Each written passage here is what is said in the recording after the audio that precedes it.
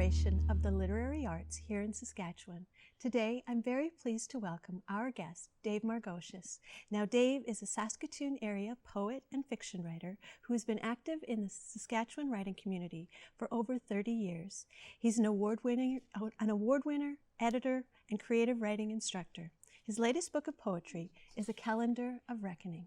Dave, welcome to Lit Happens. I'm very happy to be here. So it's nice to have, I always like it when we have guests that come back again and share more writing. And you've written so many wonderful short stories over the years and poems. I'd really like to talk about your new collection today a little bit. So I was really lucky. I attended a workshop with you about a year ago, and you talked about the editing process with these poems. So can you tell me a little bit about the poems in A Calendar of Reckoning? I'm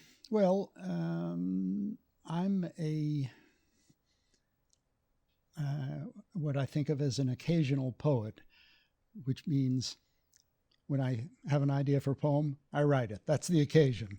But I don't have an agenda. In other words, there are some poets who think, okay, I'm going to write a series of poems about the Statue of Liberty, as Bruce Rice did a few years ago, and thematic things. I don't do that. I just write poems. I throw them in a shoebox. When the shoebox is full, I look for a publisher. So I don't know what else to say about the poems. They're sort of a range of poems. But as you may have observed, since you and I have known each other for a few years, against all odds, I am getting older.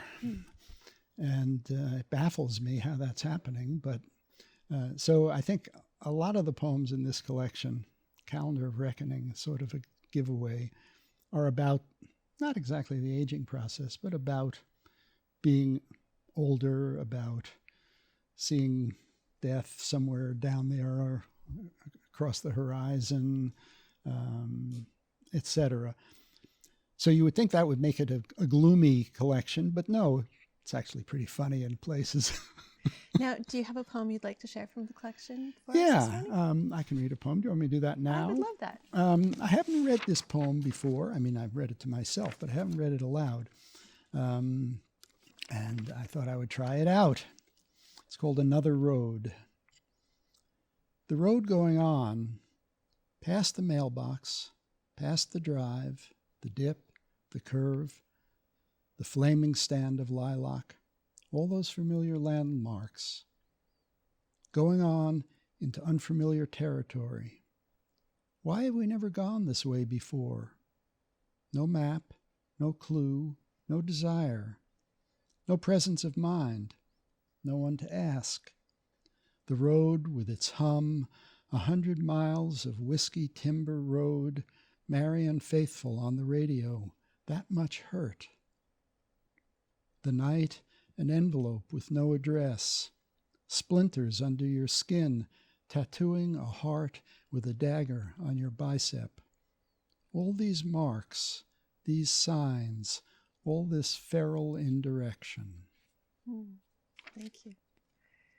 And I know that you live down in a beautiful road, so it's almost true. like I can see an image of a road that it's poetry is wonderful because it shows us, it allows us to imagine our own roads. Well, that's true. And if you were to ask me, gee, Dave, that's a terrific poem, but what does it mean? I have no idea. Well, and some poets don't admit that.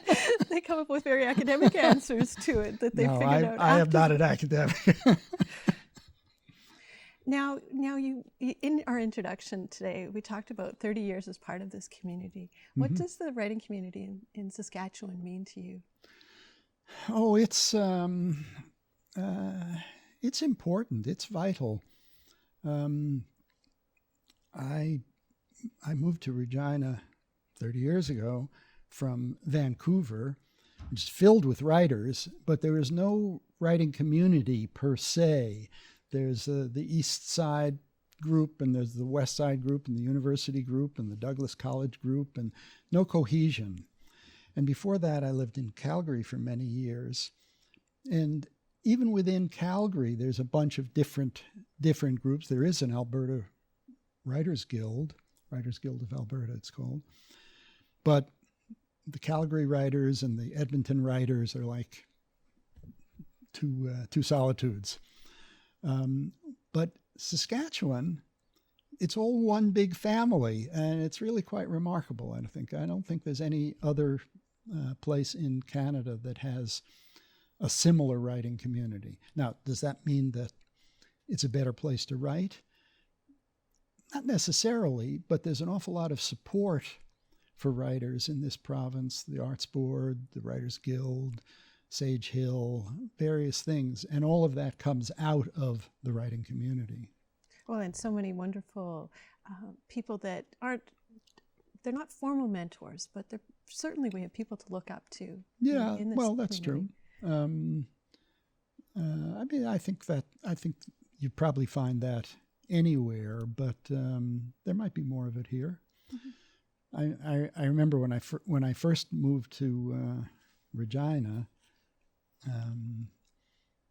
I was astonished that I went to a reading one night, and I met a whole bunch of writers, and the glib answer to why are there so many writers was, well, it's because it's so cold. You got nothing else to do in the winter but write. But I think it's probably a little more complex than that. If that were true, we would have a lot of really good books coming out in a year or two after this winter. Well, there probably will be. So you've the last collection is poetry. I think before that was short story. What shoebox is getting more full at this moment? Right now, I'm working on the early stages of a new novel.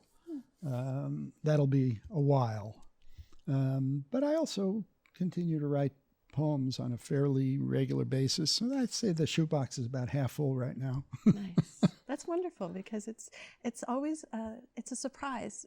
Like you said, some people they write to theme, but when you can open up a book and have a lot of different things to enjoy and explore, it is really quite wonderful. Yeah, and as I said, my last book of poetry was sort of about the aging process.